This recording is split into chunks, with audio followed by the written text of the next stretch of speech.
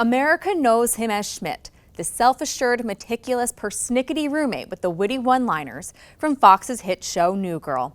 Thanks to the OSU Speakers Board, I now know Max Greenfield as the Swiftie bracelet-loving father, husband, and author, who also happens to be an Emmy and Golden Globe nominated actor. With all Greenfield has accomplished, he remains proud of the legacy left by Schmidt. However, he almost left the business right before landing that iconic role. First off, I have to ask, the bracelet, is that a Swiftie bracelet you're rocking? It is, yeah. Did you see her in concert? We did. We went to the Eras tour at SoFi in LA. And this is the only bracelet I kept. We still have a bunch of them. This is the only one I still wear. We took my daughter and her friend Sarah, and in preparation for the concert, they made a ton of bracelets. And I don't know, about a month before, they gave me this one. And it had our song on it. And then she played that song at the concert, and it was a very nice moment. And now I'll never take it off. And if it breaks, I'm going to be very upset. You have not taken that off since the concert? Nope. That's impressive. Won't do it. That's impressive. I hope that lasts a long time. I don't want to. So do I. I know it's going to break at some point, and it's going to be sad, because then all the beads are going to go all over in here. You go, oh no. It's going to be a real moment. You can rebeat it, though. Just collect them all up and rebeat it. Maybe. But it also feels like maybe that'll be time to let it go, as opposed to trying to hold it together. I don't know. Hopefully we don't cross that bridge for a very, very long time. Very long time. Okay. Well, we're going to bring it back to you. Enough about Taylor Swift and your bracelet, although I'm sure it's a hot topic. A lot of people like to talk about Taylor Swift. A lot of people talk about it. I'm not a Swiftie, so I don't have much to contribute to the conversation. Right. But that's okay. It's okay. About Max. Okay. You're an actor. Sure. Sometimes. Haven't been lately, but I'm ready to be one again. And you can be one again. Yes. It's over. I know, thank goodness. That strike lasted a long time. They did a great job. We're all really happy and excited to get back to work. How did you get into the field of acting? I don't know. I don't think anyone actually knows. Yeah, I think it's one of those things that I think people gravitate towards. I know I certainly gravitated towards it, but didn't think that it was a realistic occupation that someone could have. It just felt like, you see people on the screen, you see people do it, and it feels so far away. But I had moved to LA when I was 19, and you actually see people, and it's much different now, but back then, which was a long time ago, you saw how it worked for people in like a logistical way, where you would go in and audition and do and so it was just something that I kept doing, and as I kept doing it, I found that I really loved it and wanted to keep doing it. And then I got really frustrated that people wouldn't let me do it, or people wouldn't hire me. And then started getting really lucky. And then New Girl happened, and it sort of changed everything. Yeah, New Girl, probably your most iconic role, Schmidt. For sure. How did that come to be? Yeah, I mean, I've talked about this before. I thought I was kind of done with acting. I didn't think that it was, my wife and I had just had our daughter, and she was 1 at the time, and it felt like, well, I don't think this is going to happen at this point. I was getting so close at getting so many different jobs, and none of them were going through, and I was really discouraged. And then New Girl came around, and I thought, well, I'm definitely not going to get this, because, it had Zooey Deschanel and all these, like, really prominent people behind it. And I thought, well, it'll be fun just to read for it, because it's so well written, and it'll be a good time. Anyway, and then I don't know. I got really lucky. I got really lucky that it was right for me, and that I was in a good headspace when I went in and auditioned, and that went well. And it was, it's been one of the most incredible experiences I've had.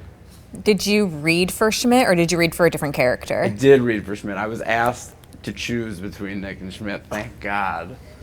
I mean, the casting director, a guy named Seth Yankovic, who I knew really well, was like, I think you should read for Schmidt. And I sort of remember being like, I don't know, like a 10 bar. But I'm happy I listened. Honestly, someone could have said we wrote Schmidt for Max Greenfield, and I would believe them. I think they kind of did without knowing it. And then on top of that, I think, really good writers, especially in a TV show, they get to know who the actor is and who the person is, and then I think they write to that. And I think I think they realized how strange I was immediately, and then just was like, oh, this is easy. Now we know what to do. How often do people approach you and just say, "Hi, Schmidt"? It's really nice. I think, I've had very few bad interactions with people who watch the show and have approached me in real life. TV is different from, I think, like movie stars. I think movie stars, you go, whoa, and there's a lack of approachability with them. But with TV shows, especially now that they stream them and people binge watch New Girl, I'll run into people who are like bleary-eyed, who have watched, I binged all 7 seasons this weekend, and you go, chill out. But they feel like they know you, and there's something like kind of nice and comforting about that. How hard is it to separate Max from Schmidt, since you did play him for 7 seasons? Well, it's been a minute, so I don't have a problem with it now. I think probably when I was doing it, it was all blurry, but now it genuinely feels very far away. Everyone talks about doing a reboot, and everyone asks about a reboot, and I think I'd be terrified to do one because I don't know that I would be able to do it again. I think I would be scared that I would ruin it because I wouldn't be able to give that character what it had when it was happening at the time. Do you know what I mean? Yes. I feel like it was really special for that moment, and going back to it, I feel like I'm scared that I would break it. You know what I mean? You are Schmidt. You can't ruin Schmidt. Oh, I can ruin a lot of things. Schmidt has some iconic one-liners. What is your all-time favorite Schmidt line or phrase?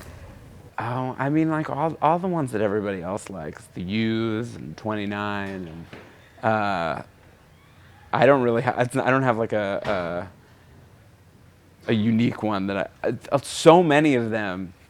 My daughter will be like, "You're trending on Twitter or TikTok," and it'll be somebody doing a line from the show, and then everyone's doing the line from the show, and there's been multiple occasions where I've seen it and I go, I don't ever remember saying this. So a lot of the lines, I don't know. There was one that I really was like, I don't have any recollection. I don't recognize a single word of this, and it was fully trending for a while. Do you remember saying the white man? That No. I remember. That one I liked a lot. Typical was. I don't take credit for a lot of things because most of the lines that everybody loves are written, but that one, I was like, can I please just keep it rolling because I want to do something, and I did the typical. Typical was an ad lib. Yeah, that was really because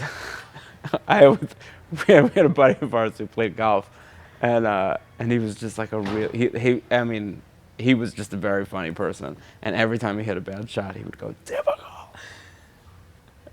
And I thought this was certainly a different context, but I thought worked for the scene.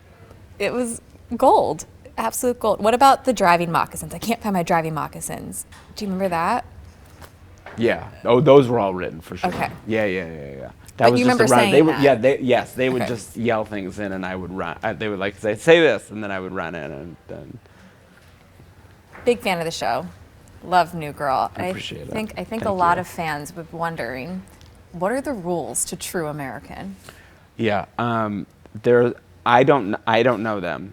This is certainly a writer's room question, because we were only given certain, just parts of the game. So I don't know if there's a full game. I don't know what the whole story is. There is a scenario where the writers know what it looks like top to bottom. There was a writer named Love Raquet who I believe is the guy who wrote it, and so he's the one to ask. I still don't know. Were any of those scenes ad libbed? I think we had a director named Jesse Peretz who's incredible. He did a bunch of episodes of Girls, and he's done he's phenomenal. And we, in the first time we did True American, we didn't know it was going to become a thing. And so he really had sort of like a vision of how to shoot it. And the writers knew what it was. And so we were like, what are we doing? And then we were just like running around saying things, and we didn't really know. So it was just sort of, I don't know that any of it was improv as much as it was just, again, like the driving moccasins thing, like, hey, say this, do this, say this, do this. And we were just like, all right.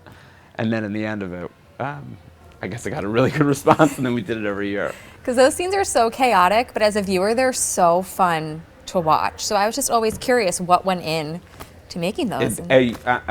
Whatever chaos you felt, that was what we experienced shooting it.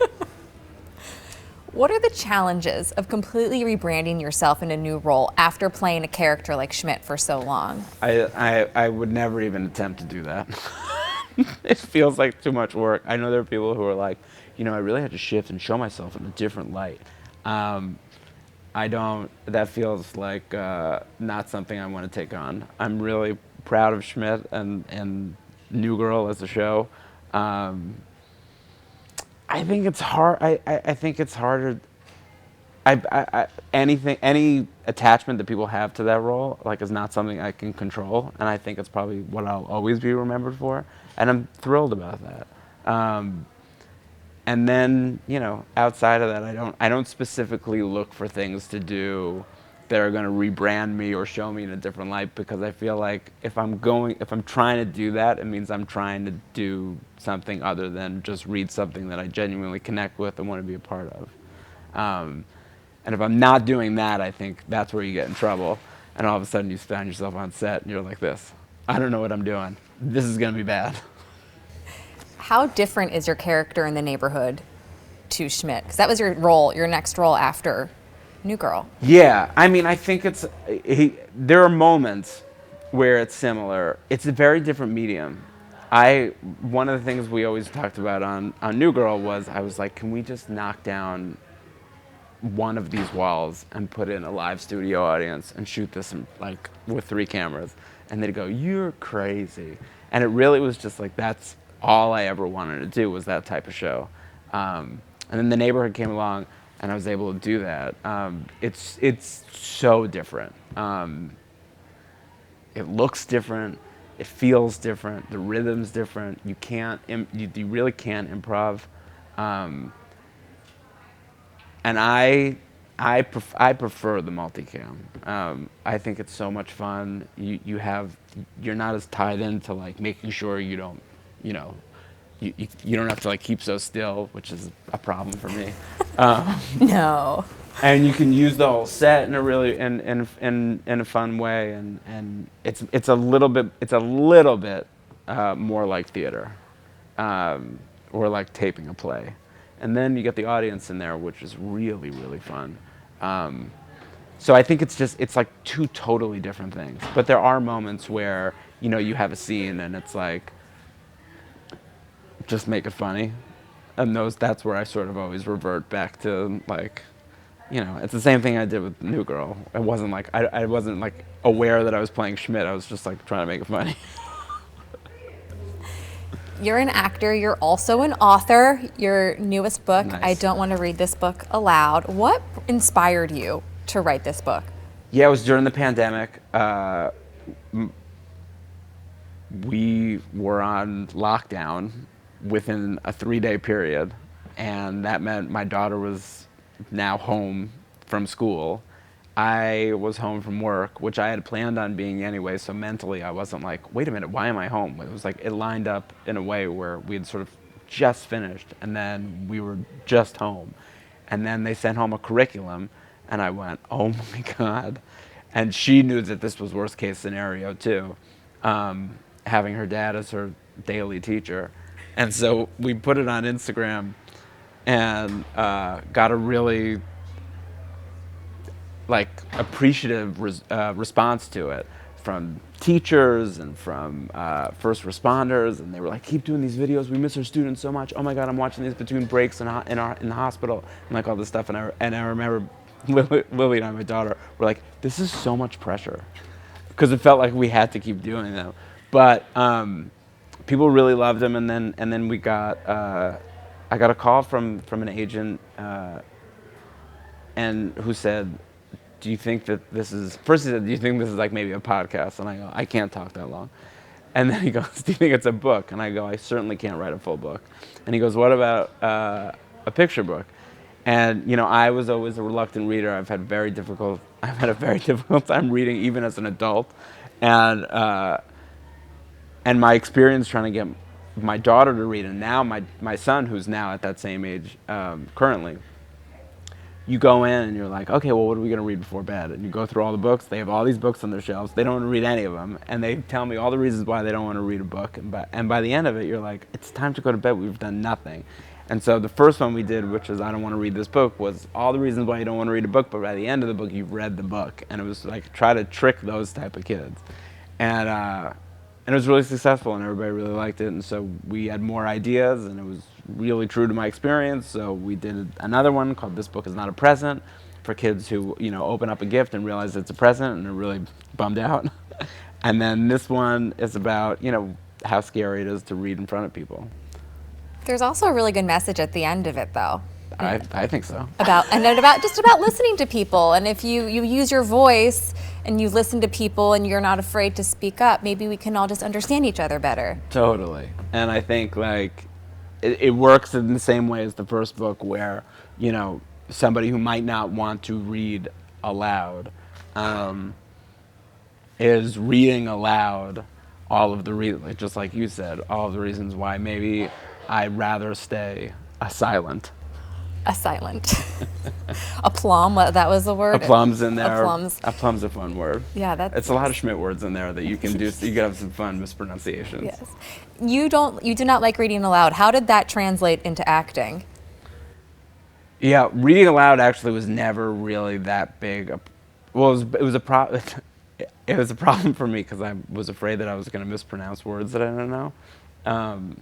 Jake Johnson and I would get scripts for New Girl. We would do our table reads, but we would get the scripts like right before the table read, and we would rifle through them just to make sure there weren't words that we were like, what's that word? And then a lot of the times that's where like the mispronunciation would come in, because I would read a word incorrectly and people would think it was really funny, and I'd be like, I'll just keep saying it like that. But I have been at table reads before where I'll just get to a word and go, nope. Don't know this word, and I'm gonna try it, and because I have no other choice in this moment, and this is gonna be embarrassing. I've been corrected at table reads before. Didn't enjoy that. We've all been there. Maybe not at a table read, but have you seen the TikTok trend where it's like, what's a word you mispronounced one time that still haunts you? Oh my god.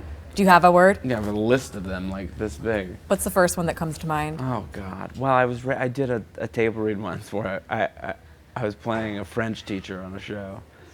And it said merci on it, but I had no, I didn't remember that I was a French teacher, nor did and I don't even think I knew that I was a French teacher, and I thought it was referring to somebody's name, and I just said mercy, and then somebody stopped me in the middle of it. I was like, it's merci.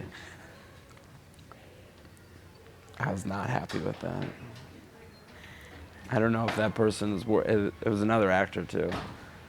I was like, you don't need to do that. Why are you blowing up my spot right now? I'm gonna get back to acting soon. What exciting projects do you have coming up?